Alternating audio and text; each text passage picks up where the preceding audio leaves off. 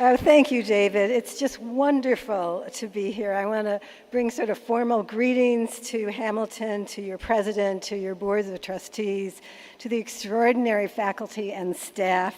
And I have to throw in a word to the maintenance staff, to the grounds people. You couldn't drop a pin on this campus and get away with it. It's fantastic.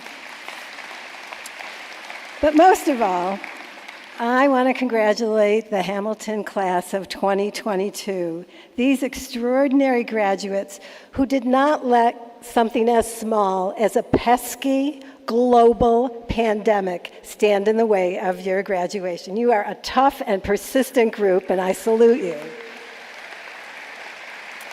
So when I was actually asked to do this 3 years ago, and this is the first in-person baccalaureate you've had since that time.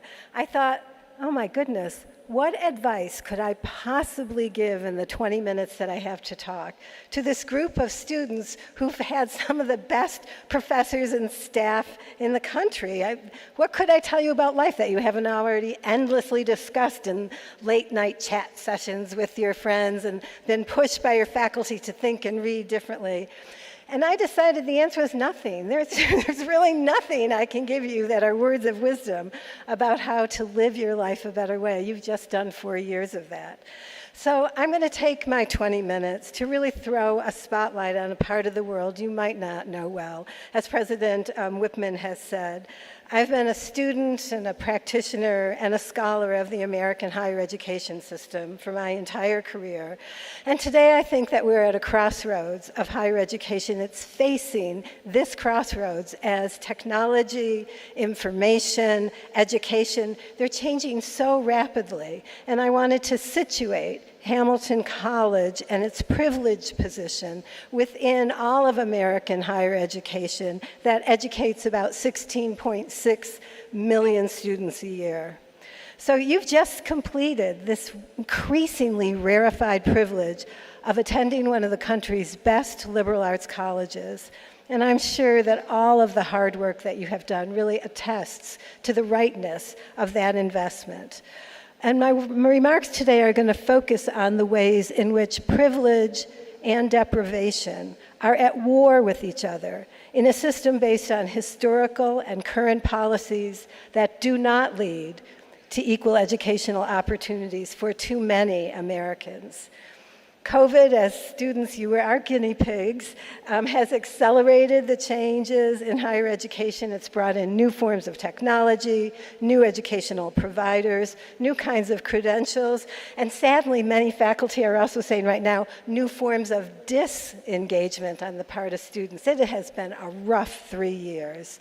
Higher education, particularly public higher education, which educates over 80% of all undergraduates, is cracking open like a chick in a new egg, and we don't know what's going to come out of it. But my question to you graduates is, who's going to guide the change that is coming? Who's going to set the goals that we're going to move towards as a country? It's one of the challenges you Hamilton graduates and your entire generation will face. America right now is alone among the globe in the world of its sprawling, diverse, and interconnected systems of colleges and universities. That system was once an extraordinary engine of social and economic mobility. Today, the American higher education system has devolved to being separate and unequal. It is a system that deepens and cements racial, ethnic, social, and economic inequality rather than ameliorate them. My scholarship and advocacy over the last 30 years has centered on how we can use higher education in America to both advance and to unify the people in our country. And that's what I want to talk about today. But even though my scholarship has always been on systems, it's honestly the stories of the thousands of students that I have had the honor to educate that really animates my passion for this work. So I'll start with two quick ones. I think of Ife at LaGuardia. He came with his parents to the US at the age of 17 from China, reading and writing, but honestly really not speaking English. As a LaGuardia student, he was so poor that he had to choose every day between the subway card ride or lunch. And he would then walk home 7 miles to Flushing if he chose lunch. But he said, but President Mellow, the subway ride bums me out because on this long escalator ride from the platform of the train up to the street level, while he's going up this long escalator, a voice would boom over his head and it would say, a boy dies in escalator. And Ife said, well, why do I have to know about this boy? And when did he die? And what's the problem with that? And you're just bumming me out. Who is this boy? Ife said he knew his English was getting better when one day the voice said to him, avoid sides of escalator. In the first 4 months of his internship at Citibank, Ife made more money than his parents' earning combined for the previous 4 years. He now works at a major New York City financial institution. He's still supporting his parents. The economic impact of education is profound.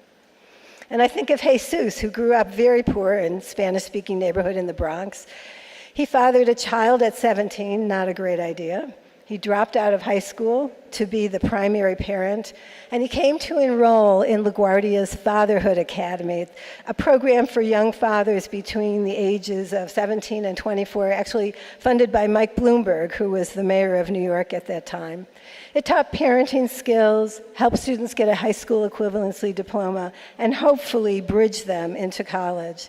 Raheem Brooks, who was the head of that program, did a screening interview with Jesus, and at the end of it, he looked at Jesus and said, so do you think this program will meet your expectations?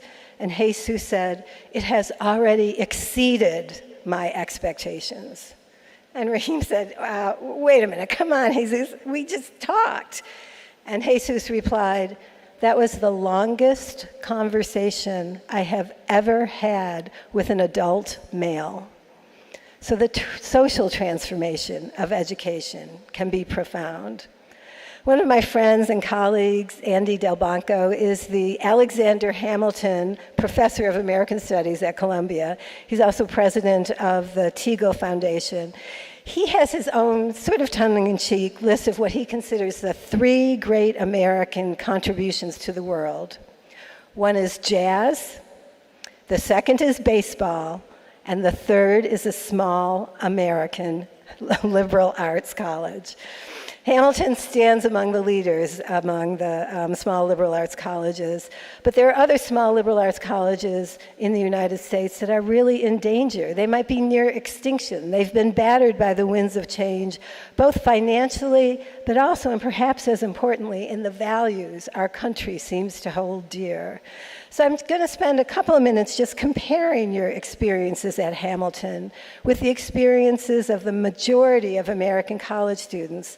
And then I'm going to conclude with some very practical ways in which you can share the precious gift of this elite education to others who must be brought more fully into the fold if liberal arts colleges are going to survive nationally, and if we are to repair colleges in the US to regain their ability to educate all Americans. So I'm going to contrast the way in which the majority of low-income, Black, brown, and immigrant students go to college with your extraordinary experiences here at Hamilton. To do so, I'm going to use my hobby horse, as you heard President Whitman said, which is America's community colleges. They're really the only American form of college that originated in the US. Community colleges educate just a little over half of all undergraduates. At LaGuardia, you heard, we had about 50,000 students annually. We had, instead of this beautiful campus, we had these sort of grungy old factory buildings that we retrofitted in Queens. Really, among all of those students with all of their diversity, the only thing they had in common was their poverty. Community colleges in the US are open access. They accept all students with a high school diploma. You can contrast that, if you can remember 4 years ago, with Hamilton's 18% selectivity, When we look at the wealth of the families of Hamilton students today, just shy of 80% of your families come from the top quintile, the top 20% of Americans, and about 2% of Hamilton families come from the bottom 20%. It's reversed when you look at community colleges. Just over 60% of students' families come from the bottom 2 quintiles. Almost every student at Hamilton lives on campus, goes to college full-time. Well, you used to live on campus. Some of this doesn't really work with COVID, does it? But you all graduate on time. Most community colleges live at home and commute to college. 61% of our part-time students, because they have additional responsibilities. Working is primary, but they take care of siblings, parents, or their own children. 45% nationally of all community college students are students of color. 36% are the first in their family to go to college. And while Hamilton is able to use its considerable resources and dedication and its $1.5 billion endowment to help students who are enrolled and really need more help, most community college students have to work to support themselves and their families. While you as Hamilton students might have worked, maybe for extra spending money, sometimes to gain experience in fields you wish to enter, most community college students work in minimum wage jobs. I think of you studying on this beautiful campus, and I contrast that with most college students who are squeezing education into the crevices of their lives. So my basic thesis is this. Great differences exist in our country by race and ethnicity and gender in where students go to college, how those colleges are funded, and the ability of students to focus on their studies. I argue that the American higher education system has baked in inequality by the way in which we spend public dollars from federal, state, and local appropriations. I'll give you one example. You might have heard of Princeton University, right? You sort of know that college, right? So Princeton in New Jersey is about 40 miles down the New Jersey Turnpike from Essex County College in Newark. You can imagine the differences in the life circumstances of Princeton students and the Essex County College students who come predominantly from downtown Newark. When you add up the direct public appropriations, Princeton receives about $105,000 to spend on each of its just about 6,000 students of public money. Essex County Community College, conversely, receives about 2,400 students for each of its 6,000 students. That repeats again and again and again through American public higher education. But I'm going to argue that the impact of a community college is stunning. 2 more stories. Amina was a student at LaGuardia from Kyrgyzstan. I brought her on a fundraising trip. You might not know this about President Whitman, but he has to spend a lot of his time raising money. I hope I'm not shocking you with this. And when I said, Amina, tell these people who might be interested in supporting LaGuardia financially, your story, what LaGuardia is like, why you came here. And she started talking, and she said, well, and you know, when I was bride-napped, then my parents let me come to the U.S. I'm like, wait. Bride-napped? I don't know this word. And Amina, scoffed at me and said, President Mellow, you know kidnapping, right? I said, yeah. She said, bride-napping is when a man steals you from his family, brings you to his home. He usually rapes you, and therefore you must be his bride. And Amina said, but I was lucky because the man who stole me from my family knew me. He was a friend, and he actually helped me escape. And when he did, my mother took me and my 3 sisters. They came to Queens, New York. The 4 of them lived in a a studio apartment, a no-bedroom apartment for 5 years while Amina completed her work at LaGuardia. She went on to graduate from Amherst. She is now running an international human rights organization for women. And the last person I'll talk about is Brian. You know, when I talk about somebody as a teddy bear, what I mean, this guy was huge. He was a huge, I'm not that big, but he was a really big guy. The sweetest man, though, just this incredible guy. And he talked about growing up as an African American in Bedford-Stuyvesant, a part of Brooklyn. And he had never met a man who had gone to college. And so we would do things with LaGuardia students that would sort of give them an experience in this other world that they had never seen. And one of the things was we would do a tea at the Carlisle. The Carlisle is this fancy schmancy hotel in New York City. One of our donors lived there. And we'd do the whole shebang, tea and little white sandwiches with all the crust cut off. And you have to like introduce yourself. And it's fun and it was funky. And when it was over, I was talking to Brian. He said, President Mellow, that was the most profound experience in my life. And I was like, oh, give me a break, Brian. We had tea. And he said, no, you don't understand. I always had dreams, but I never before could see myself in those dreams. Brian has now graduated from Columbia with a degree in finance and accounting. So I argue that community colleges are like the dark matter of the universe. They're invisible and forgotten by most, but they're holding the entire system down. So what can you do, graduates, to amend this divide in how college happens in the US? What we have to do is understand the kinds of college we privilege, for whom, and why. And I feel this most accurately whenever I just enumerate the differences I outlined, where most of the low-income immigrant students and students of color attend community colleges, and community colleges are the least funded sector of higher education. So my exhortation to you, would I want you to wave a magic wand and make everything perfect and equal forever and ever, amen? Of course. Do I think that can ever happen? Honestly, no. But I just wanted to say there are such small things you can do to share the gift of this incredible education that you've had.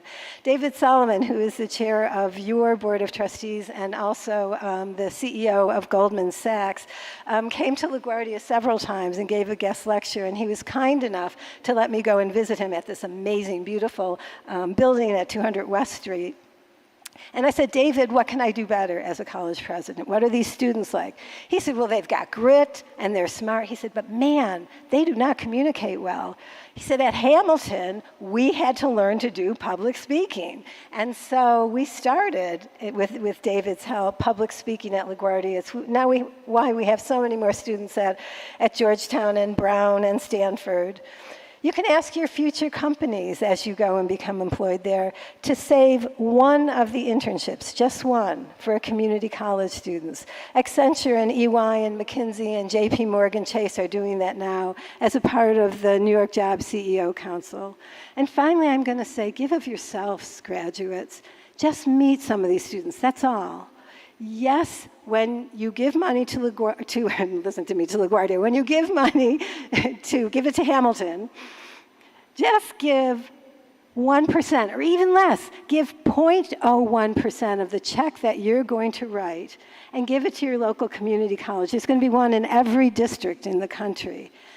Give a teeny bit of your time. Take one student to lunch. Show them what it's like to have the education that you have, to believe and to see yourself in your dreams, and to give them the hope that they can follow you. It will go farther than you can possibly imagine. Thank you so much.